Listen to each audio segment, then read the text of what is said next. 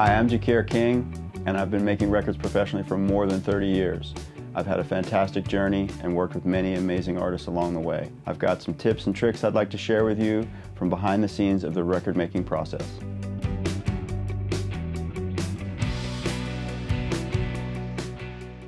Great performances and getting them out of artists in the studio environment. Let's talk about that a little bit. Number one thing is they need to be comfortable and inspired. So that means that you need to be organized in a way that the creative process is allowed to flow. So the more involved your setup is, especially if you're recording a band or an ensemble, you really got to do the preparation and the setup so that everyone's not sitting around waiting for the recording session to be set up. So oftentimes that means doing the work the day before and thinking about where people should be, what gear you want to use, put the microphones on stands. While those things may not seem like totally the information that's attached to inspiring a great performance, it allows you to be, especially if you're working as the engineer and producer, and maybe you're even participating as the artist, or you're an element of the performance. You don't want to have to think about, well, where is this thing, or how do I need another cable. Try to get as much of that out of the way as possible. Inevitably, the day of the session, you're still going to have a lot of work to do. You have to get the sounds. You have to get sounds that feel appropriate and great, because that is also part of inspiring and getting great performances. So a comfortable, relatively clean studio environment is important. It shows that you're organized, thoughtful, connected to what's going on, and you're ready for what's to happen next. So you want to be able to move at the speed of creativity. So a thoughtful setup is essential. Make sure that your instruments, if you have instruments around, make sure your guitars are tuned. Make sure your amps are in good working order. Make sure the piano's tuned. If you're working with virtual instruments, make sure that your sound library is organized, things are labeled, just so that you can move at the speed of creativity. And then that will allow you to spend time thinking about the performances and communicating with the artist, because things are going to come up at random times all the time. Someone's going to want to know if you think their tone is good, or you're going to have to deal with maybe helping someone understand how to use the headphones, or the singer may want less or more reverb in their ears, and you either have to show them how they do that on their headphone mix, or you're going to need to do that for them. So just being organized and prepared so that you can interact with people. Getting great performances also requires that you have a good attitude about the things that you will be challenged with as the producer and recordist, in that you will inevitably, as prepared as you are, or as much as you think everything is working, sometimes, well, things just stop working, or they don't get plugged in the right way, and in the heat of the moment, it's kind of a little bit confusing and challenging to figure that out. Those things are going to come up, but don't let that affect your outward mood and appearance. I mean, you might be frustrated, but try to keep it to yourself. Only make an issue of something if it's actually going to stop the session. Like if the computer keeps crashing, or something like that like halts the session, then you calmly make the decision that, hey, we need to take a break so that I can figure this out. Why don't you guys go get some coffee? I would love I'd love an almond milk chai, please. Come back in half an hour, and I think I can get this sorted out. Otherwise, just work around it. Work around it. If the microphone that you wanted to use on a given instrument doesn't sound right or isn't working, don't over-obsess about it. Don't outwardly complain about it. Don't bum everybody out. Don't let them feel that you have frustration that's going to bring the energy down. Just get a different mic if you have one. Just approaching things like that.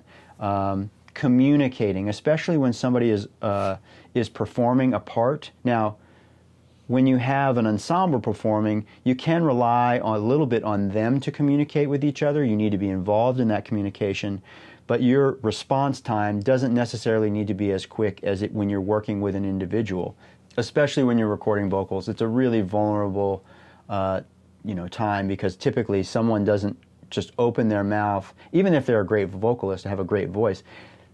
It's not often that as soon as they go from their speaking voice, having not warmed up, that they sing at their potential. Their vocal cords need to warm up, they need to get comfortable, so it doesn't just happen right away. So they have to be vulnerable in that space with you, and so you need to let them know that you're connected and you're there supporting them. You get on the talkback mic or respond to them as soon as you can after you stop recording. That you're giving them feedback and communicating. You have to be careful, and it's individual. Some people like a lot of direction, a lot of communication. Other people, you distract them and you frustrate them. So it's individual how much communication. But whatever the communication style and needs are, you should be responding quickly. That was great. I'd like to do it again. How are you feeling? Can I change the headphones? Sounds like you're warming up nicely. Just stuff like that. Just having dialogue and letting them know that you're paying attention to them is important. And not just vocalists, it's anyone that's playing. It's a bit of a vulnerable thing, because oftentimes someone's trying to find the part they want to play, and then once they've found the part they want to play, then they have to spend time to maybe perfect the nuances of how they perform it. So being patient, being responsive, knowing when the time to take breaks, all those things play into getting a great performance. Try to just move quickly through getting sounds too. Don't wear somebody out. It goes back to another thought in when you're mixing. It's like it takes a long time to get a drum sound, putting microphones on stuff and getting things tuned and all that stuff. But as soon as you get a good starter sound, move on to the next element. Get the whole drum kit kind of happening, technically satisfactory to you and sounding pretty good, and then move on to the bass, move on to the other instrumentation. Get a sound for everything that's a place to start, and then listen to the performance as they play the song, and then you'll know how to finalize your sounds. Now, if you're only recording one person at a time, that's fine too. Don't just focus on getting the sound. Get a starter sound and then listen to how it works with the music and the tracks that you already have recorded, because then that'll help you make the final adjustments to getting it set. If you make someone sound good and you communicate with them and you're positive and you create a positive environment, you will get great performances 9 times out of 10, maybe even 99% of the time. There will be the times where someone gets frustrated, you might get frustrated, things might deteriorate. It's a very vulnerable and revealing situation. Recording and record making is a hard journey sometimes. It's extremely rewarding when it goes great, but to get there, there's bumps in the road. And sometimes you also just have to be positive in supporting when the situation needs a timeout. In the same way that you had a technical thing, you had to stop the session, ask people to go get a coffee. If you just feel the mood is like getting out of control and it's not moving in a positive direction, maybe you've lost one person in the group and they're not able to kind of keep up or performing and they're feeling bad, take a break. Get away from the situation. Let a conversation happen. Let that person be brought back in. Just try and be positive and move things forward. And I started with a technical preparation and being set. That's super important so that you can focus on the many jobs you will have as a recordist and producer, and possibly a musician as well at the same time. Whatever hats you're wearing, you're going to be wearing multiple hats. And you want to have as much of that. You want to have the stage set for you to be able to work creatively and communicate and be positive. Those things, I think, are the most important to get a great performance, because you can't will it out of somebody. You can only support them in helping them do what they do best. So comfort and communication will go a long way towards great performances.